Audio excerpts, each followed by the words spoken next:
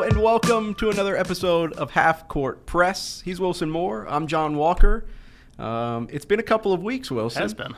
And a lot has happened since the last time we recorded an episode. Creighton has won and lost some games. Nebraska has lost some games. It has. And John Cena turned heel. Crazy enough. So much has happened, both on each end of I-80 and throughout the world, I suppose. And we're going to talk about most of it, certainly not all of it, but most of it over the next half hour or so. It should be a fun ride. It will be a fun ride. Oh, it always is. So buckle in and grab the handle because we're gonna. Are we a train? Like yeah, it's on, we're gonna like swerve, bend corners. Whoa, I'm so sorry. You should be. Yeah, I really should be. Just a refresher. The last time that we talked to you guys, Nebraska had just lost at Penn State in a pretty brutal one. And Creighton had that week off between the loss at St. John's in a battle for first place in the Big East and the rematch with Georgetown. They've both played. Nebraska's played 3 since then. Creighton's played 4. And why don't we just go in a little bit of chronological order? Yeah, why not? So again, the last time we talked, Nebraska had just played Penn State, and they were getting ready to play Michigan. Yeah. That matchup, the Michigan matchup for Nebraska, was the day after, I believe. Yes, the day after. Weird Monday game this time of year. What? Who scheduled that? Was the day after Creighton exacted revenge on Georgetown. And for a second, it looked like that was kind of and this is what I wrote about that day, that was a win, an 80-69 win that was drastically different than the Jays we saw get blown out by Georgetown in mid-December in the Big East opener for obvious reasons. They were 3 games in a life without Pop Isaacs at that point. We're still trying to find themselves, even if they hadn't lost Pop Isaacs, but certainly because they did. And Georgetown just kind of took full advantage of that and ran away with it in the second half. But the Jays kind of flipped the script on that Sunday afternoon meeting after a week off. That kind of got them back on track a little bit. And then they beat DePaul in a substandard performance, I would say. They won by 10. They were up 20 late. And then DePaul trimmed into it, and obviously Ryan Kalkbrenner and Stephen Ashworth were not like out there to try and keep it at 20 points. But it was like, okay, Creighton could have had a better showing than a 10-point home win over DePaul in late February. Like, it could have been way better. And they knew that. They talked about it after the game. Greg McDermott did. Ryan Kalkbrenner did. And then Wilson, they went to Xavier, which was fighting for its NCAA tournament life, still is, and got smoked. Just when it seemed like they were starting to find their footing. Not that Georgetown and DePaul are needle-moving wins by any means. Georgetown's better, obviously. DePaul's better than it was a year ago, but nobody's going to credit you for beating Georgetown and DePaul on Selection Sunday. It's just kind of the fact of the matter, unfortunately. Maybe next year, certainly not this year.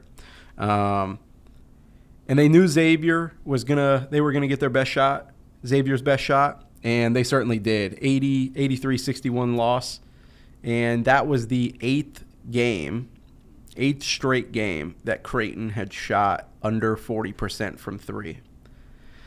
To most teams in the country, that's like, we don't shoot 40% from 3. That's kind of Creighton's identity, though. Like, we're going to apply heavy rim pressure with the 7'1" center, and just when you try and take him away, we'll spread you out because we're going to hit from outside. Then you have to worry about rotating, and then we're going to kick it into the 7-footer. Like, that's kind of the back and forth, the give and take that comes with Creighton's offense in Creighton's system. And then they got back on track against Seton Hall. Did not play particularly well. 15 turnovers, gave up 16 offensive rebounds on top of that. And they won by 18 on the road.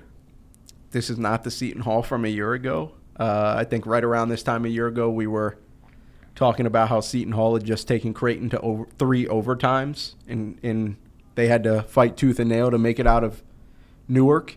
That was not the case on Wednesday night. So it's been there's a speed run through what the past couple of weeks have been like for Creighton.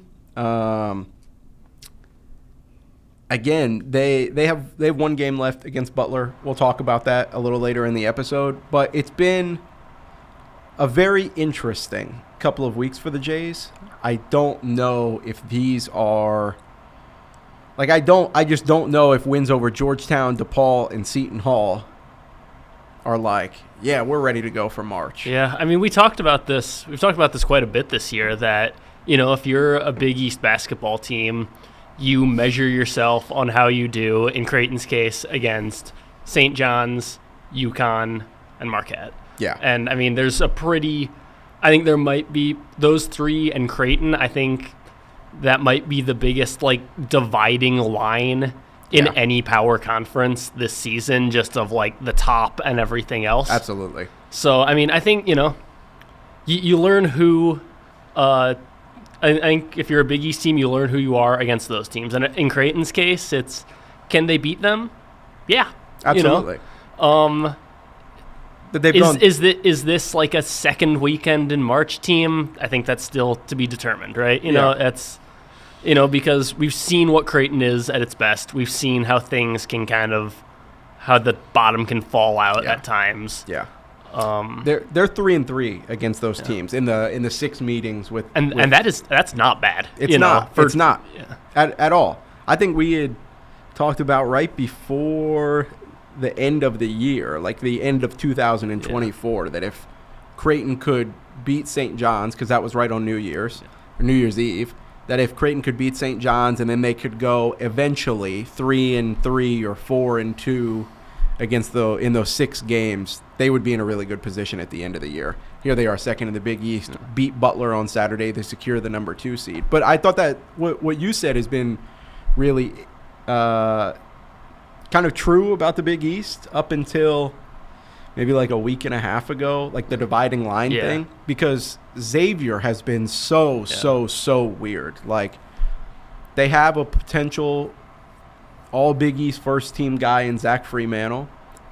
They have Ryan Conwell, who's been one of the more interesting scorers in the league, to say the least, but dynamic nonetheless. But there was a while where they weren't healthy. Freemantle missed some time. They were kind of banged up elsewhere. And the front of Big East play for Xavier was front-loaded. Like, within the first 3 weeks or first month of league play, they had played Marquette and UConn and St. John's and Creighton. It was like, whoa, all out the gate. And that's kind of what they dealt with. And they caught fire. They have caught fire recently. And that thrashing of Creighton was kind of the perfect example of that. So maybe they're closing the gap on that divide, but until a week and a half ago, that's exactly right. It was very clearly, as it's been for the past couple of years, really, it was very clearly Creighton, St. John's. Probably not St. John's as much the past couple of years. No, but I mean, but UConn, Creighton, Marquette. UConn, Marquette, absolutely. Yeah. So it's been a doozy.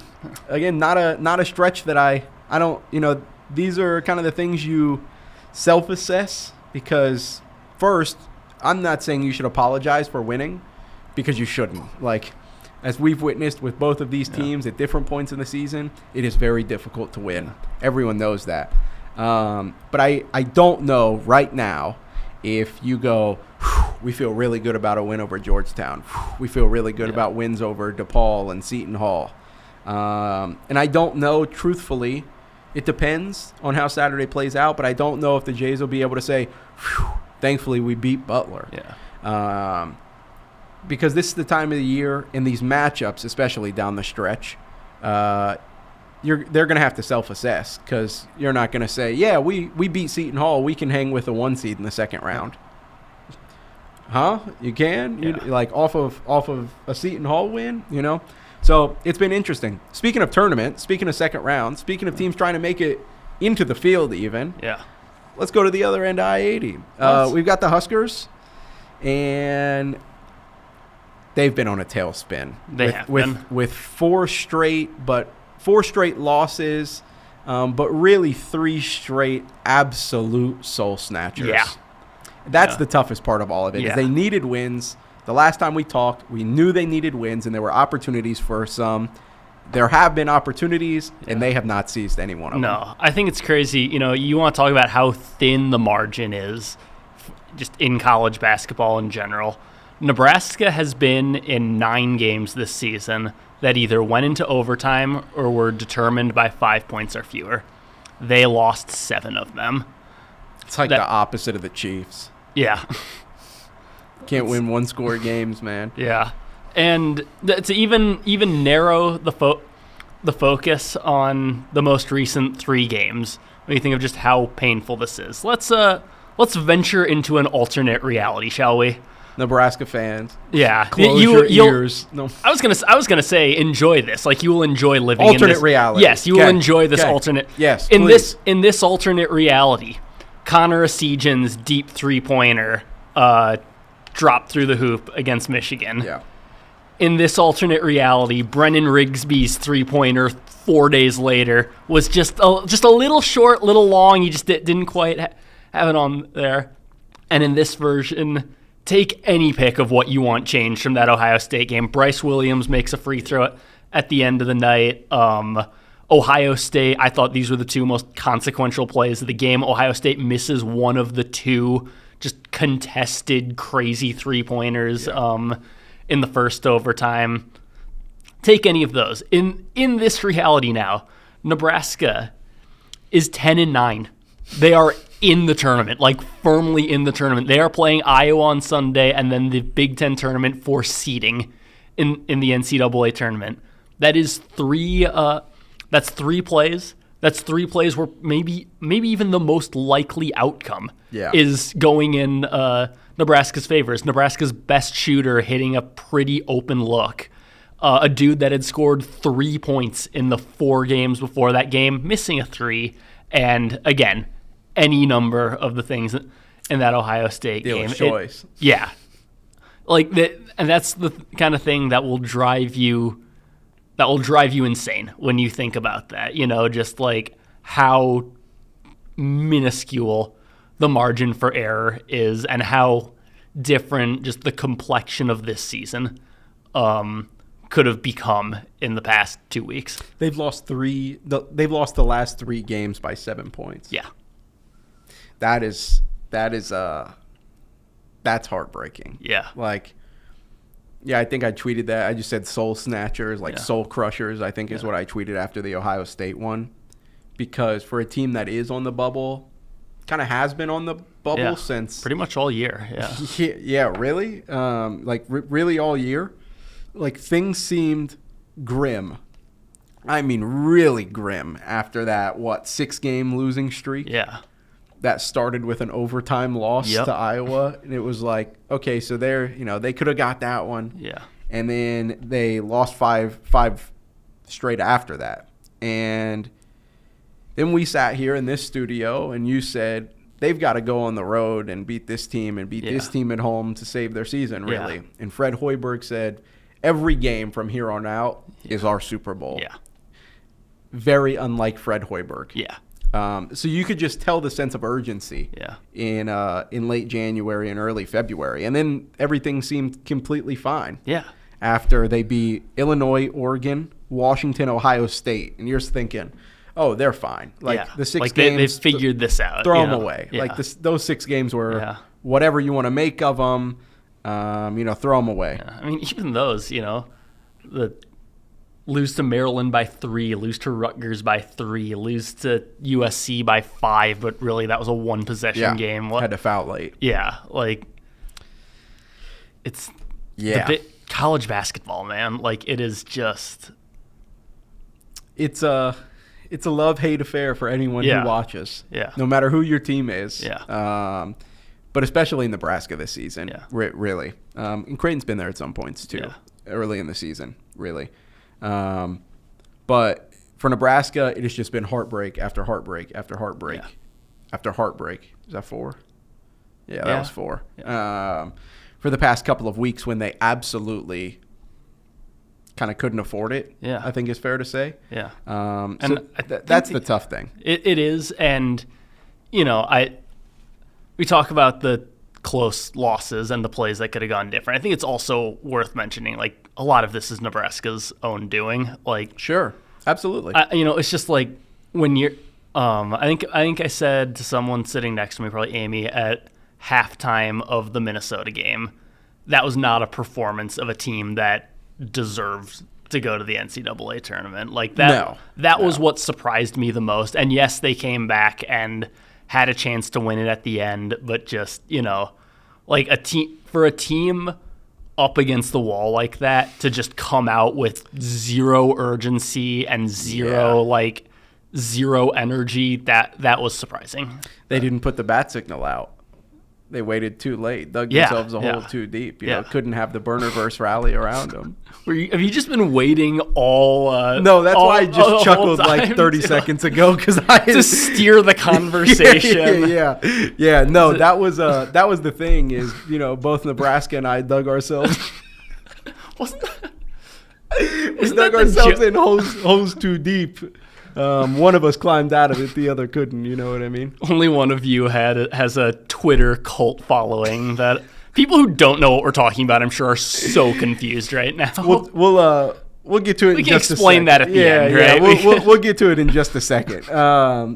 But that was, on a serious note, what happened against Minnesota. Yeah, like 100%. The sense of urgency. You were watching it, and you were like, guys, you need a win. You have to win this to make the NCAA tournament. Like, this is not a loss you can afford. Yeah. And it cost them, because that's a loss that they got, whether they liked it or not. Because, again, dug themselves in a hole too deep. But, Wilson, I think the thing that's really interesting is that through the last three, really, and the close games all year, but especially the past three, you could probably attest to this more. Nebraska last year would have won them. Yeah. Now, I don't know if Nebraska last year would have been in the same positions. And that's the thing. I looked at Nebraska last year, didn't play in all that many close games. No. But when they were in close games, they knew how to close them out. Yeah. Like, there was something about it. Yeah. Like Michigan they knew how State, to close it out. Michigan State, Purdue, again, was not a close game, but like it was one of those, like, you knew Purdue was going to absolutely make a run, and Nebraska stood in there, took that punch, and kept Purdue at a distance. And they just haven't done that this year. In any of the close games, they just haven't gotten over the hump. Yeah, and I know I've talked about this. This is going way back to, like, that 6-game losing streak of, like, there were shots against at the end of both, like, Rutgers and USC, where I think one was a Sejan and one was Bryce, just missing a three-pointer that wasn't, like, it's a three, it's never going to be a gimme, but one of those that just made you say, like, they make that last year. Bryce hits that at the end of the Michigan State. Casey chucks it. Yeah, nails it. Yeah, I think, like, Bryce at the end of the Michigan State game last year, rink mast at the end of Wisconsin, like, those big shots they hit last year, and there's just been kind of something lacking, which isn't to take anything away. Bryce Williams has taken and made some enormous shots this year, and he deserves credit for that. No, he absolutely does, and. You know that a Nebraska player is doing something right when Creighton fans tip the cap. Yeah. And that's exactly what they did to Bryce Williams on Tuesday night, the wee hours of Wednesday morning, really. Because he had a single program, single game record, 43 points. Yeah. And not just like – now he scored at will from all three levels. Yeah. But his game was not – I'm going to get to the rim and keep laying them in. No, as you just said, he made big shot after big shot to keep them in it down the stretch. 20 of those 43 in the 2 overtimes. That's 20 in 10 minutes. In the most crucial 10 minutes of that game. Yeah. Absolutely had to have it. Yeah. And he gave it to him. Yeah.